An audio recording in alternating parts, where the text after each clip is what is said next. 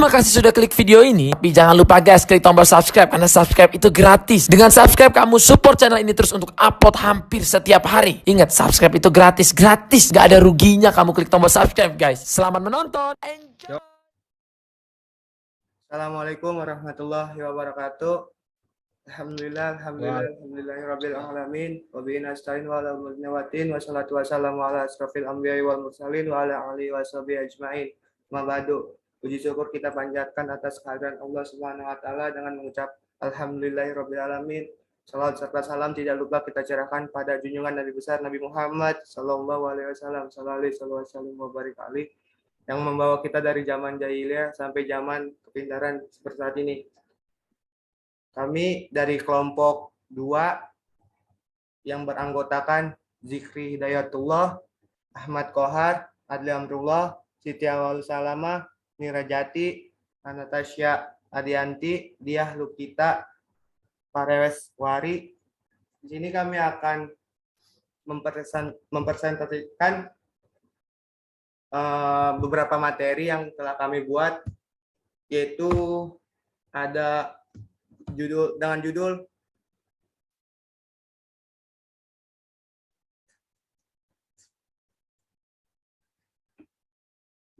dengan judul Biografi Al-Ghazali, Pemilikan Al-Ghazali, Teori tentang Pemimpinan Negara, Sumber Kekuasaan dan Kewenangan Negara, Kewajiban dan Khilafah. Langsung saja dimulai dengan saudari Awal Salamah. Silakan. Mana PPT-nya?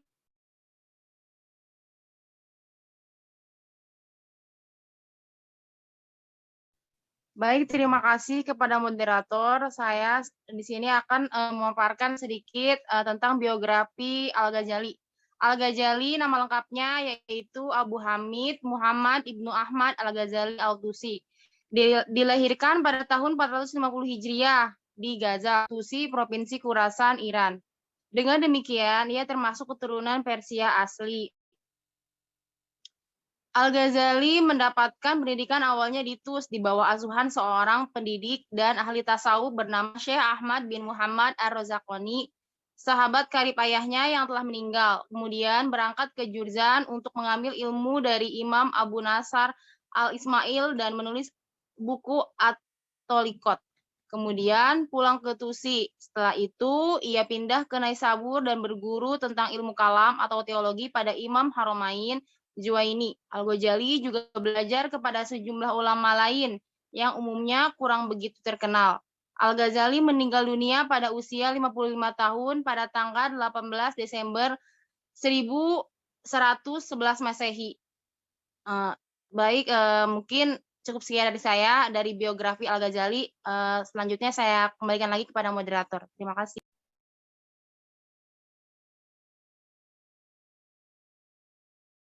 Ya, terima kasih kepada saudari Siti Awal Salama. Selanjutnya kepada saudara Kohar, dipersilakan.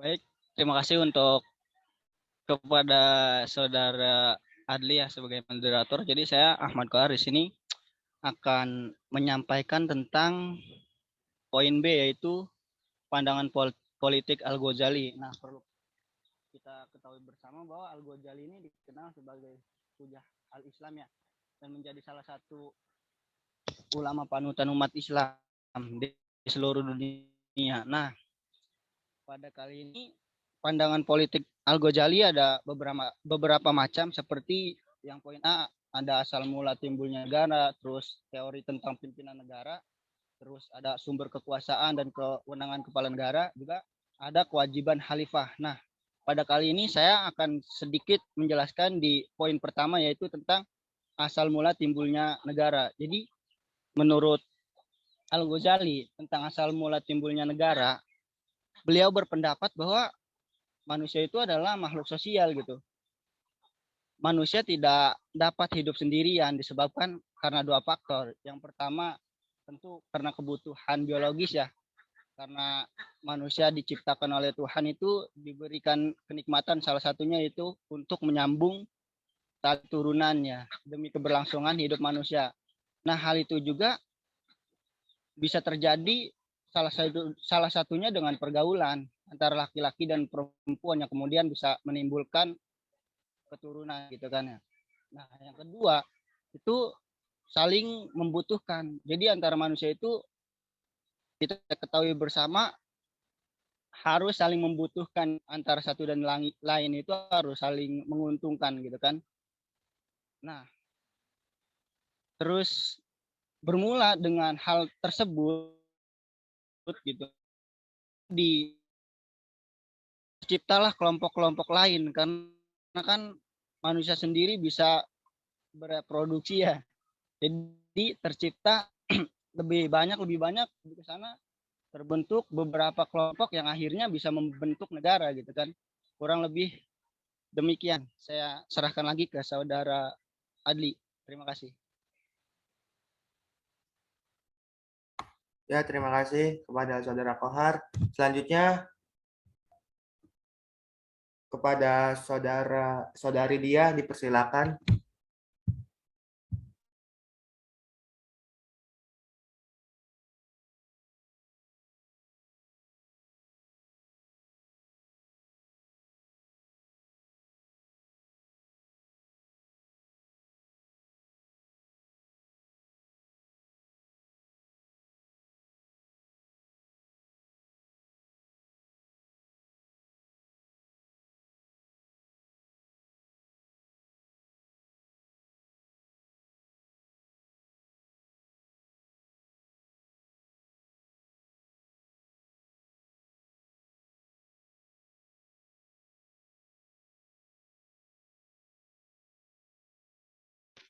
Dia keluar.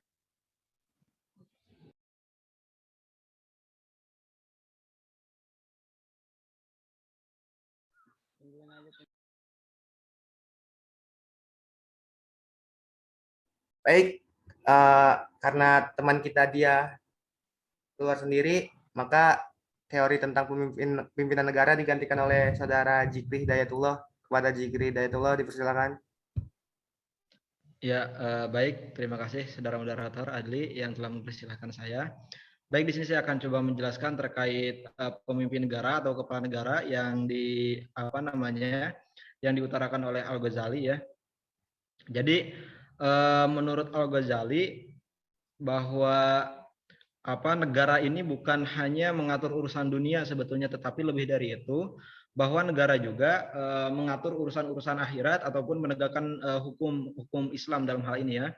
Kemudian juga seperti saya utarakan tadi bahwa menurut Al-Ghazali bahwa negara ini memang harus dijadikan alat untuk menegakkan hukum Islam, hukum-hukum yang telah diperintahkan oleh Allah yang ada dalam nas Al-Quran maupun hadis gitu ya.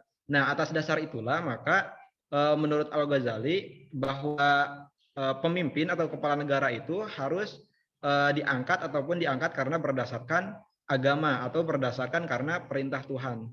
Saya kira itu terkait pemimpin negara dan kepala negara pikiran ataupun teori yang disampaikan oleh Al-Ghazali. Saya serahkan ke moderator. Baik, terima kasih saudara Jikri Hidayatullah.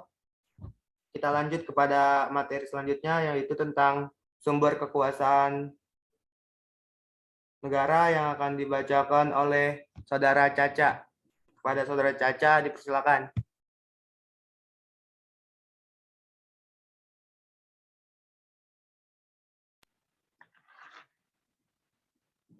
PPT mana?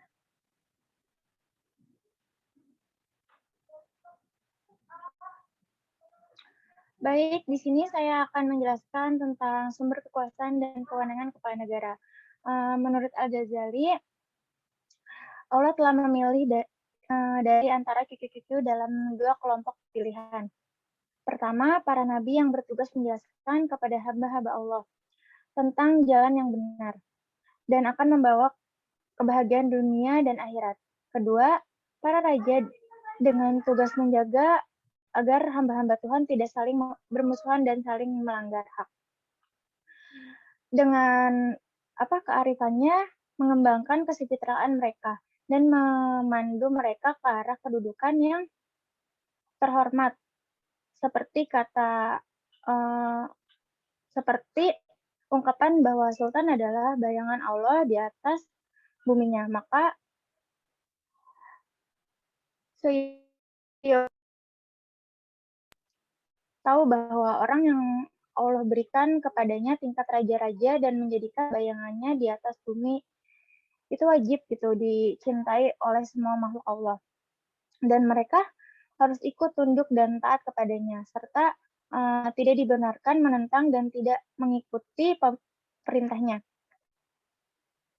Allah telah berfirman dalam Al-Quran surat An-Nisa ayat 59 yang artinya, hai orang-orang yang beriman, taatlah Allah dan taatilah Rasul-Nya dan ulil amri di antara kamu.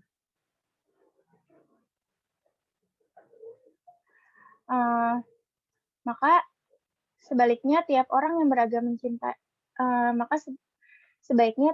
yang beragama mencintai para raja dan para sultan dan taat kepada semua yang mereka perintahkan.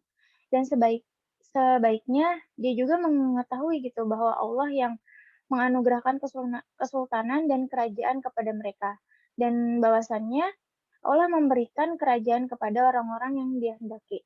Seperti firman Allah dalam Al-Quran surat Ali Imran ayat 26 yang artinya, katakanlah wahai Tuhan yang mempunyai kerajaan, Engkau memberikan kerajaan kepada orang-orang yang Engkau hendaki dan Engkau cabut kerajaan dari orang yang Engkau hendaki.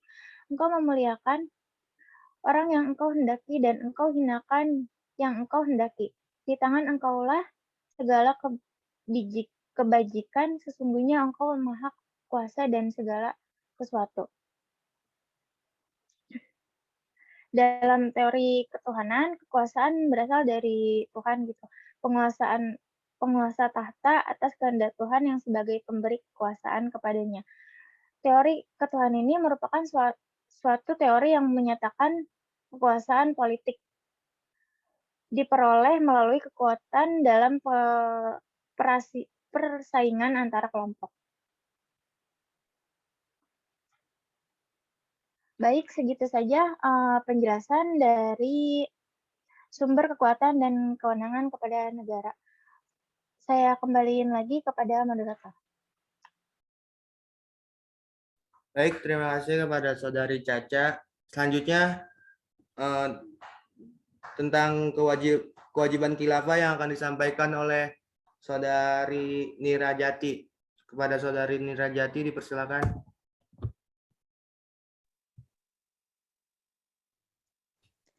Baik, di sini saya akan menjelaskan tentang kewajiban khilafah.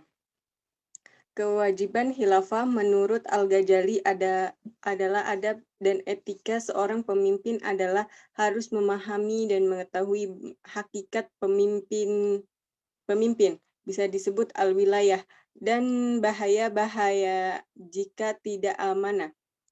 Al-wilayah di sini adalah kenikmatan yang diberikan oleh Allah Subhanahu wa Ta'ala jika digunakan untuk kemaslahatan umat manusia.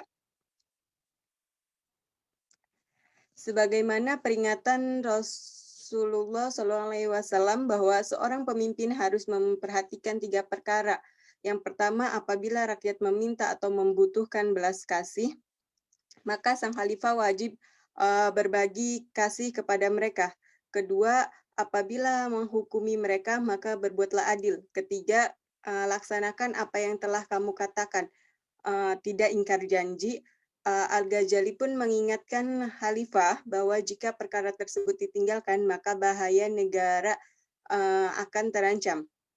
Untuk menghindari hal tersebut, Al-Ghazali mengingatkan seorang khalifah tidak boleh meninggalkan ulama. Namun seorang khalifah juga harus cermat, tidak sembarangan ulama yang harus diminta nasihat. Mungkin segitu yang dapat saya sampaikan. Terima kasih, saya kembalikan kepada moderator. Terima kasih kepada Saudari Nirajati. Yang materi terakhir akan disampaikan oleh Saudara Zikri Hidayatullah. Kepada Zikri Hidayatullah, dipersilakan. Dia udah ada. Sekarang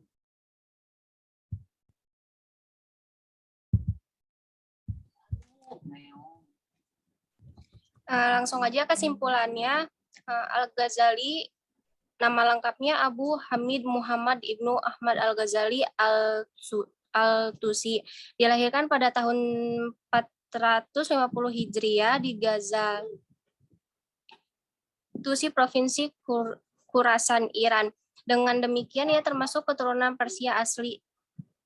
Al-Ghazali dikenal sebagai hujat al-Islam dan menjadi salah satu ulama panutan umat Islam di seluruh dunia. Karya-karya Al-Ghazali dalam bidang politik adalah Al-Munqiz min Ad-Dalal, Ihya Ulumuddin,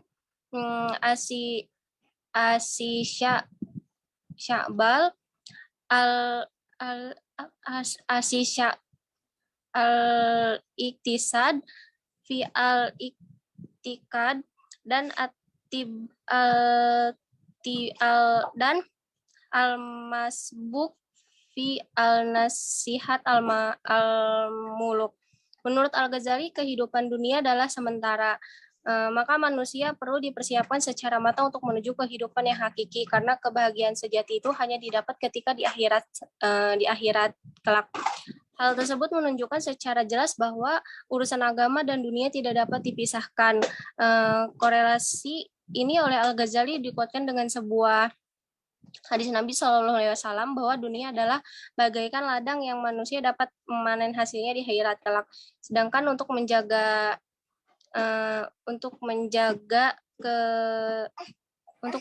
kestabilan dunia diperlukan sebuah sistem pemerintahan yang berdasarkan syariah. Kekuasaan menurut Al-Ghazali adalah menguasai hati rakyat atau punya wibawa sehingga mereka dapat mentaati semua peraturan yang telah ditetapkan. Inti dari kekuasaan adalah sebuah popularitas, dan itu tercela sebab akan menimbulkan sifat tamak, sombong, dan syirik atau menyekutukan Tuhan. Tetapi bisa menjadi bila orang yang memegang kekuasaan itu telah ditunjuk oleh Allah dan menggunakan kekuasaan itu untuk maslahatil ammah atau demi kepentingan umum. Segitu saja, terima kasih. Saya kembalikan ke moderator. Baik, terima kasih kepada teman-teman sekalian. Dikarenakan materinya sudah habis, kita tutup dengan membaca Alhamdulillahirabbil